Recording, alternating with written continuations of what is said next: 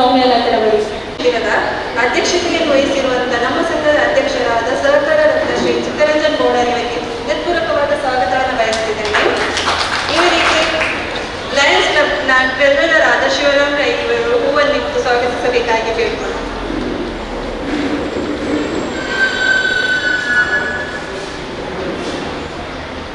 ಹಾಗೆ ನಮ್ಮ ಇಂದಿನ ಈ ಕಾರ್ಯಕ್ರಮದಲ್ಲಿ ಉಪಸ್ಥಿತರಿರುವ ಕುರ್ನಾಡು ಗ್ರಾಮ ಪಂಚಾಯತ್ನ ಅಧ್ಯಕ್ಷರಾದ ಲೋಲಾಕ್ಷಿ ಇವರು ಕೂಡ ಇದ್ದಾರೆ. ಇವರಿಗೆ ಕೂಡ ಹೃತ್ಪೂರ್ವಕವಾದ ಸ್ವಾಗತವನ್ನು ಬಯಸಿದ್ದೇನೆ.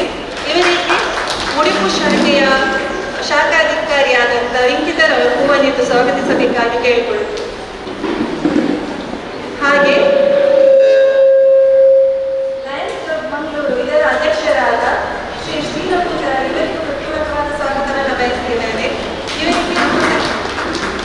ಇವರಿಗೆ ನಮ್ಮ ಸಂಘದ AGM ಆಗಿರುವ ಶ್ರೀ ವಿಶ್ವನಾಥ್ ಇವರು ಹೂವನ್ನಿಟ್ಟು ಸ್ವಾಗತಿಸಬೇಕಾಗಿ ಕೇಳಿಕೊಳ್ಳುತ್ತೇನೆ.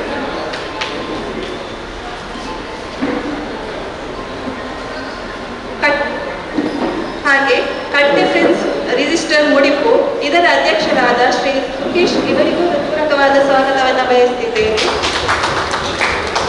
ಇವರಿಗೆ ಎನಪೊಯ ಇದರ PDO ಆದ ಭರತ್ ರವರು ಹೂವನ್ನಿಟ್ಟು ಸ್ವಾಗತಿಸಬೇಕಾಗಿ ಕೇಳಿಕೊಳ್ಳುತ್ತಾರೆ.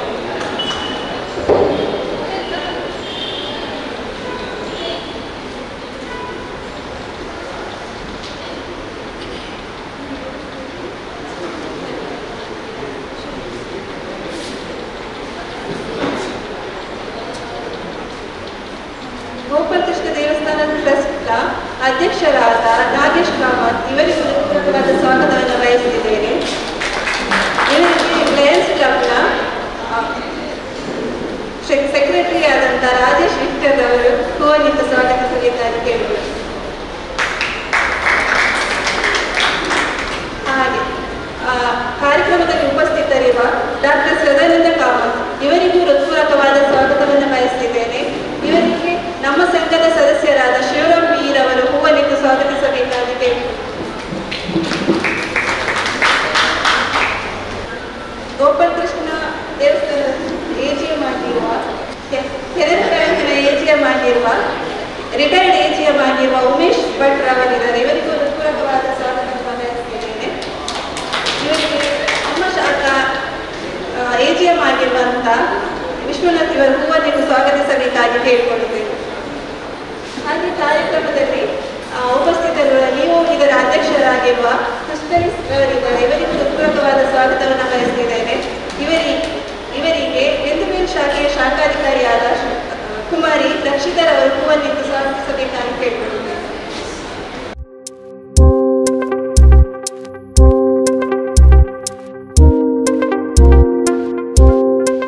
ಹಾಗೂ ಎನಪೊಯ ಹಾಸ್ಪಿಟಲ್ನ ವೈದ್ಯಾಧಿಕಾರಿಯಾದಂಥ ಡಾಕ್ಟರ್ ಆತಿಫಾರ್ ಅವರಿದ್ದಾರೆ. ಇವರಿಗೂ ಹೃತ್ಪೂರ್ವಕವಾದ ಸ್ವಾಗತವನ್ನು ಬಯಸುತ್ತಿದ್ದೇನೆ. ಇವರಿಗೆ ನಮ್ಮ ಸಂಘದ ಮಾನವ ಸಂಪನ್ಮೂಲ ಅಧಿಕಾರಿಯಾದ ಶ್ರೀಮತಿ ದೀಪಿಕಾ ಸಲೀಂ ಇವರು ಹೂವನ್ನಿಟ್ಟು ಸ್ವಾಗತಿಸಬೇಕಾಗಿ ಕೇಳಿಕೊಳ್ಳುತ್ತೇನೆ. ಹಾಗೆ ನಮ್ಮ ಈ ಕಾರ್ಯಕ್ರಮದಲ್ಲಿ ಉಪಸ್ಥಿತರಿರುವ ಅಮ್ಮೆಂಬಳ ಸೇವಾ ಸಹಕಾರಿ ಸಂಘದ CO ಕರುಣಾಕರ್ ಸರ್ ಇವರಿಗೂ ಹೃತ್ಪೂರ್ವಕವಾದ ಸ್ವಾಗತವನ್ನು ಬಯಸುತ್ತಿದ್ದೇನೆ. ಇವರಿಗೆ ಕಟ್ಟೆ ಫ್ರೆಂಡ್ಸ್ ಇದರ ಸದಸ್ಯರಾದ ಚಂದ್ರಶೇಖರ್ ಅವರು ಹೂವನ್ನಿಟ್ಟು ಸ್ವಾಗತಿಸಬೇಕಾಗಿ ಕೇಳಿಕೊಳ್ಳುತ್ತೇನೆ.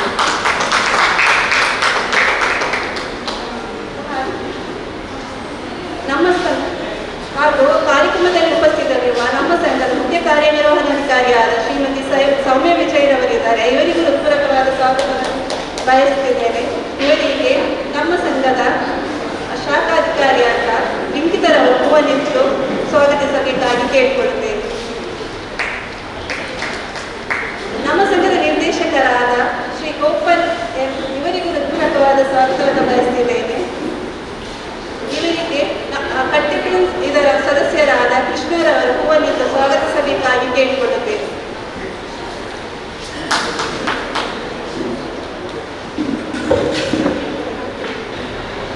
ಕಾರ್ಯಕ್ರಮದಲ್ಲಿ ಉಪಸ್ಥಿತರಿರುವ ಎನಪೊಯ ಹಾಸ್ಪಿಟಲ್ನ ಎಲ್ಲ ಪದಾಧಿಕಾರಿಗಳಿಗೂ ಹೃತ್ಪೂರ್ವಕವಾದ ಸ್ವಾಗತವನ್ನು ಬಯಸುತ್ತಿದ್ದೇನೆ. ಕಟ್ಟೆ ಫ್ರೆಂಡ್ಸ್ ರಿಜಿಸ್ಟರ್ ಬಿಲ್ಲದ ಯುವ ವೇದಿಕೆ ಇತರ ಎಲ್ಲ ಪದಾಧಿಕಾರಿಗಳಿಗೂ ಹೃತ್ಪೂರ್ವಕವಾದ ಸ್ವಾಗತವನ್ನು ಬಯಸುತ್ತಿದ್ದೇನೆ. ಹಾಗೆ ಬಂದಂಥ ಶಿಬಿರಾರ್ಥಿಗಳಿಗೂ ಹೃತ್ಪೂರ್ವಕವಾದ ಸ್ವಾಗತವನ್ನು ಬಯಸುತ್ತಿದ್ದೇನೆ. ಆತ್ಮಶಕ್ತಿ ವೇದೋದೀಶ ಸಹಕಾರಿ ಸಂಘದ ಸಿಬ್ಬಂದಿ ವರ್ಗದವರಿಗೂ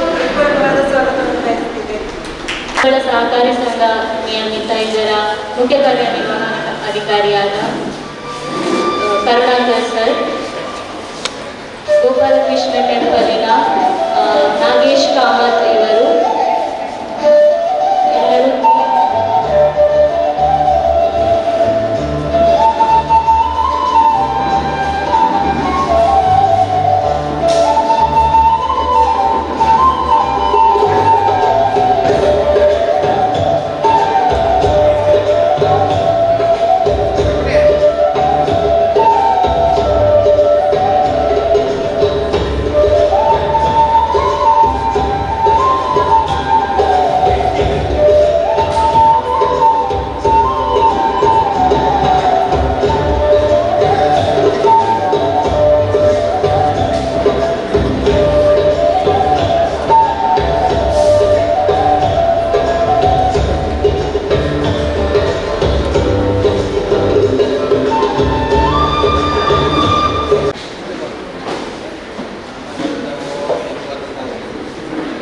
ಆತ್ಮಶಕ್ತಿ ವಿವಿಧೋದ್ದೇಶ ಸಹಕಾರಿ ಸಂಘ ನಿಯಮಿತ ಇದರ ಅಧ್ಯಕ್ಷ ಈ ಕಾರ್ಯಕ್ರಮದ ಮುಖ್ಯ ಅಧ್ಯಕ್ಷರಾದ ಸಹಕಾರ ರತ್ನ ಚಿತ್ತರಂಜನ್ ಬೋಳ ಇವರು ಅಧ್ಯಕ್ಷತೆಯ ಮಾತನ್ನು ಆಡಬೇಕಾಗಿದೆ.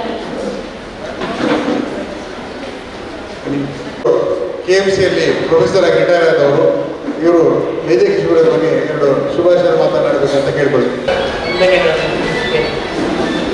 ನಾನು ಸಂಘ ವಿಶೇಷತೆ ಹೇಳಿದ ಮಾತ್ರ ನನಗೆ 83 ವರ್ಷ ಏಜ್ 73 ವರ್ಷ ನಾನು ಮೆಡಿಕಲ್ ಕಾಲೇಜಲ್ಲಿ ಕಲಿಸ್ಲಿಕ್ಕಿದ್ದೆ. ಎಕ್ಸೆಪ್ಟ್ ಏನಪ್ಪಲ್ಲ ಆ್ಯಂಡ್ ಮನಸ್ಸು ಒಂದು professor medical professor of pathology and also I am centre for biophysics blood banks in Bangalore.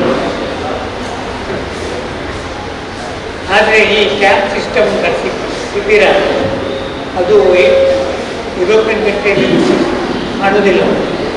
ಯಾಕೆಂದರೆ ಅಲ್ಲಿ ಹೆಲ್ತಿದು ಎಲ್ಲ ಒಂದು ಇನ್ಶೂರೆನ್ಸ್ ಕಂಪ್ನಿ ನೋಡ್ತಾರೆ. ಹಾಗೆ ಅಂಜನೆ ವೈದ್ಯಕೀಯ ಶಿಬಿರಕ್ಕೆ ಕೇಳಿದ ಮಾತುಗಣ್ಯರೆಗಳು ಸಹ ಒಂದು ಈ ಒಂದು ನೆಟ್ಟು ಸಹಕಾರ ಮಾಡ್ತೀನಿ ಜನ ಕಾಟಕ್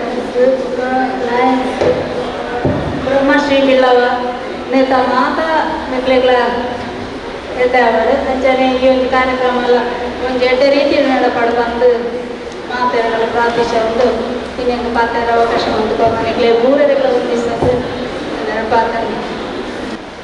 ಲಯನ್ಸ್ ಕ್ಲಬ್ ಮಂಗಳೂರು ಅದೊಂದು ಲಯನ್ಸ್ ಜಿಲ್ಲೆ ಅಂದರೆ ದಕ್ಷಿಣ ಕನ್ನಡ, ಹಾಸನ, ಚಿಕ್ಕಮಗಳೂರು, ಕೂರ್ಗ್ ಈ 4 ಜಿಲ್ಲೆಗಳಲ್ಲಿ ಒಂದು ಶ್ರೇಷ್ಠ ಕ್ಲಬ್.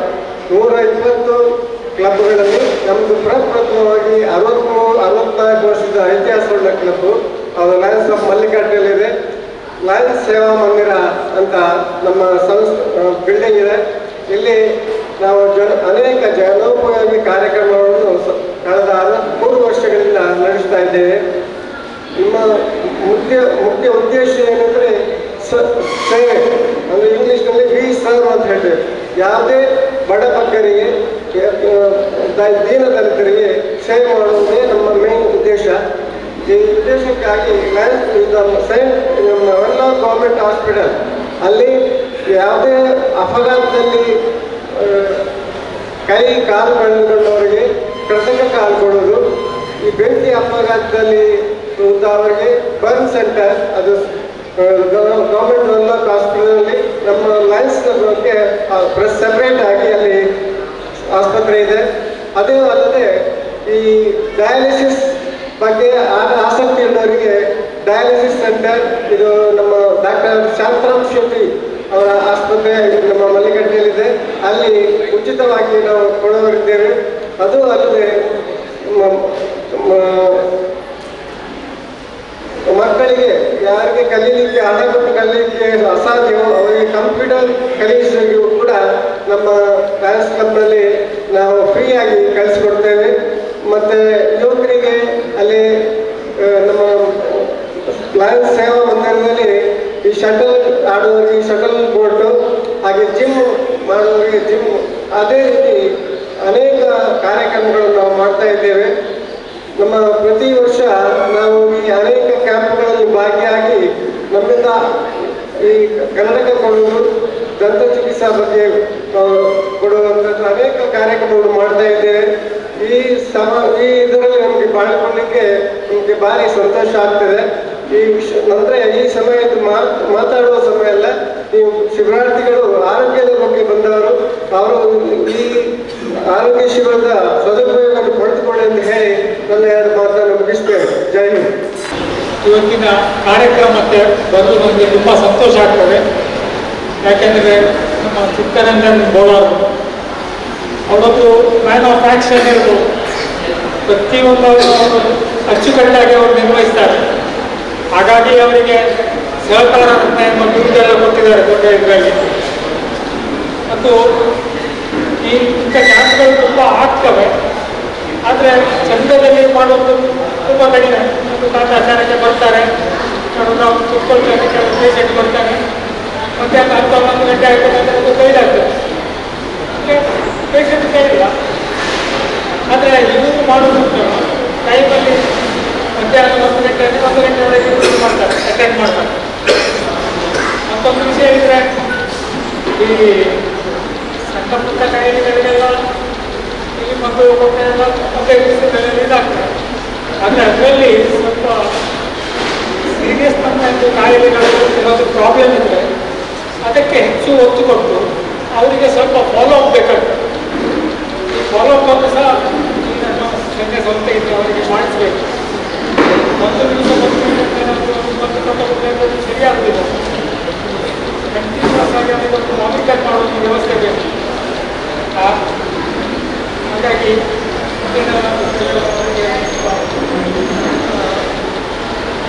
ಒತ್ತು ಕೊಟ್ಟು ಅವರಿಗೆ ಸ್ವಲ್ಪ ಇದಾಗಿ ಮಾಡಬೇಕು. ದೊಡ್ಡ ನಾವು ಮಾಡುವ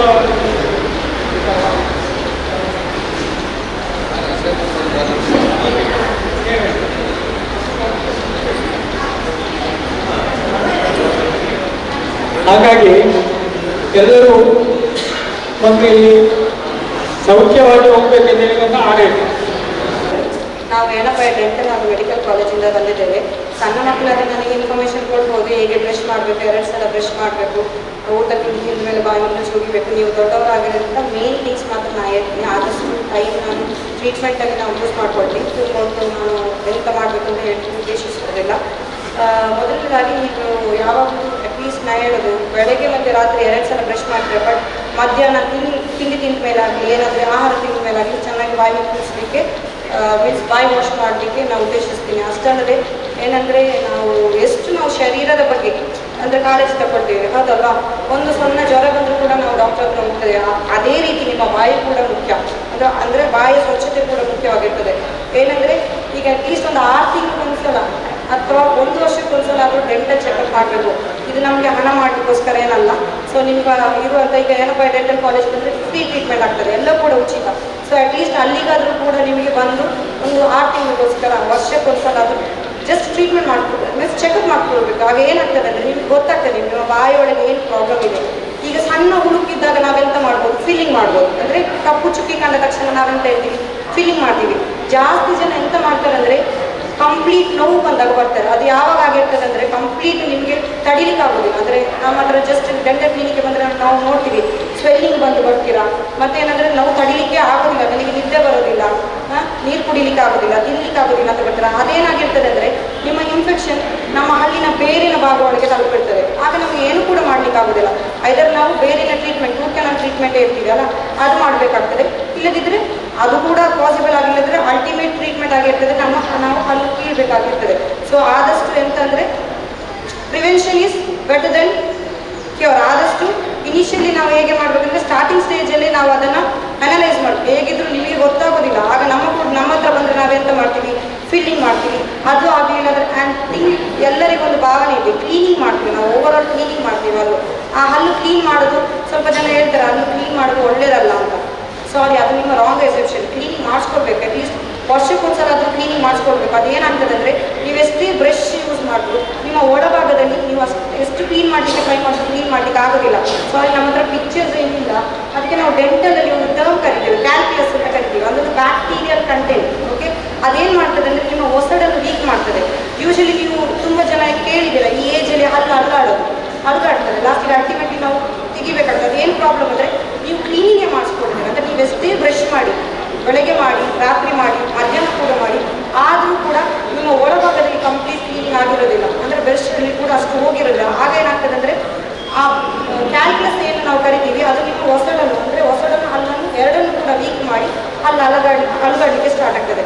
ಈಗ ನಾವೀಗ ಎಲ್ಲ ಟ್ರೀಟ್ಮೆಂಟ್ ಕೂಡ ಮಾಡ್ತಿದ್ದೀವಿ. ಇಲ್ಲಿ ಎಲ್ಲ ಚೆಕಪ್ ಮಾಡ್ತೀವಿ ಫಸ್ಟ್, ಮತ್ತು ನಿಮ್ಗೆ ಏನು ಪ್ರಾಬ್ಲಮ್ ಇದೆ ಅಂತ ನಾವು ಹೇಳ್ತೀವಿ. ಸೊ ಇಲ್ಲಿ ಎಲ್ಲ ಟ್ರೀಟ್ಮೆಂಟ್ ಉಚಿತ ಇದೆ. ಡೆಂಟಲ್ ವ್ಯಾನಿಗೆ ನಾವು ಕಳಿಸ್ತೀವಿ. ಸೊ ಫಿಲ್ಲಿಂಗ್ ಇದೆ ಇಲ್ಲಿ. ಮತ್ತು ಹಲ್ಲು ತೆಗಿಬೇಕಾದ್ರೆ ತೆಗಿತೀವಿ. ಆದರೆ BP ಶುಗರ್ ಎಲ್ಲ ಹೈ ಇದ್ದರೆ ನಾವು ತೆಗಿಯೋದಿಲ್ಲ. ಮೆಡಿಕೇಶನ್ಸ್ ಕೊಟ್ಟು ಕಾಲೇಜಿಗೆ ಕರ್ಸ್ಕೊಳ್ತೀವಿ. ಅದೇ ರೀತಿ ರೂಟ್ ಕೆನಾಲ್ ಟ್ರೀಟ್ಮೆಂಟ್ ಆಗಲಿ ನಾವು ಗ್ರೀನ್ ಕಾರ್ಡ್ ಬರ್ಕೊಡ್ತೀವಿ, ಹಸಿರು ಕಾರ್ಡ್ ಬರ್ಕೊಡ್ತೀವಿ. ಕಾಲೇಜ್ಗೆ ಬರಬೇಕಾಗ್ತದೆ, ಅದು ಕೂಡ ನಿಮಗೆ ಉಚಿತವಾಗ್ತದೆ. ರೂಟ್ ಕೆನಾಲ್ ಟ್ರೀಟ್ಮೆಂಟ್ ಆಗಲಿ, ಹಲ್ಲು ಸೆಟ್ ಇಡೋದಾಗಲಿ, ಹಲ್ಲಿಗೆ ಕ್ಲಿಪ್ ಹಾಕೋದಾಗಲಿ, ಸೊ ಅದೆಲ್ಲ ಇಲ್ಲಿ ಮಾಡಲಿಕ್ಕೆ ಚಾನ್ಸಸ್ ಇಲ್ಲ. ಸೊ ನಾರ್ಮಲ್ ಫಿಲ್ಲಿಂಗ್ ಆಗಲಿ, ಕ್ಲೀನಿಂಗ್ ಆಗಲಿ, ಮತ್ತು ಹಲ್ಲು ತೆಗೆಯುವಂಥದ್ದನ್ನು ನಾವು ಇಲ್ಲಿ ಮಾಡ್ತೀವಿ. ಆದಷ್ಟು ನಾವು ದೂರದಿಂದ ಬಂದಿದ್ದೇವೆ, ಆದಷ್ಟು ನೀವು ಇದನ್ನು ಉಪಯೋಗ ಮಾಡಿಕೊಳ್ಬೇಕು ಅಂತ ವಿನಂತಿಸ್ಕೊಳ್ತೀವಿ. Thank you. ಕಳೆದ 10 ವರ್ಷದಿಂದ ಪ್ರಾರಂಭವಾಗಿ 11 ವರ್ಷ, ಈ 11 ವರ್ಷದಲ್ಲಿ ಜನಪರ ಸೇವೆಯ ಮೂಲಕ ನಾವು ಇಷ್ಟೊಂದು ಎತ್ತರಕ್ಕೆ ಬೆಳೀಲಿಕ್ಕೆ ಸಾಧ್ಯ ಆಗಿದೆ.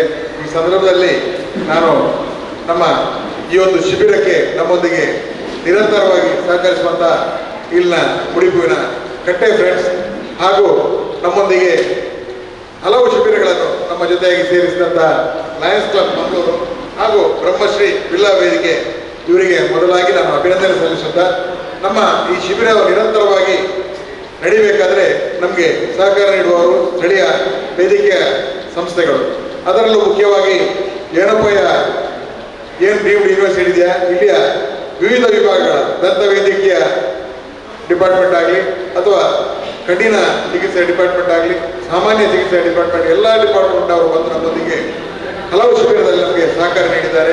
ಅದಕ್ಕಾಗಿ ಏನಪ್ಪಯ್ಯ ವೈದ್ಯಕೀಯ ಸಂಸ್ಥೆಯ ಎಲ್ಲರಿಗೂ ಕೂಡ ನಾನು ವಂದಿಸುತ್ತಾ, ಈ ಒಂದು ಕಾರ್ಯಕ್ರಮದ ವೇದಿಕೆಯಲ್ಲಿ ನಮ್ಮೊಂದಿಗೆ ಉಪಸ್ಥಿತಿರುವಂಥ ಇಲ್ಲಿನ ಗೋಪಾಲಕೃಷ್ಣ ದೇವಸ್ಥಾನದ ಅಧ್ಯಕ್ಷರಾದ ನಾಗೇಶ್ ಕಾಮತ್ರು, ಹಾಗೆ ನನಗೆ ನಿರಂತರವಾಗಿ ಮಾರ್ಗದರ್ಶನ ನೀಡುವವರು ಡಾಕ್ಟರ್ ಸದಾನಂದ ಕಾಮತ್ರು ಕೂಡ ವೇದಿಕೆಯಲ್ಲಿದ್ದಾರೆ.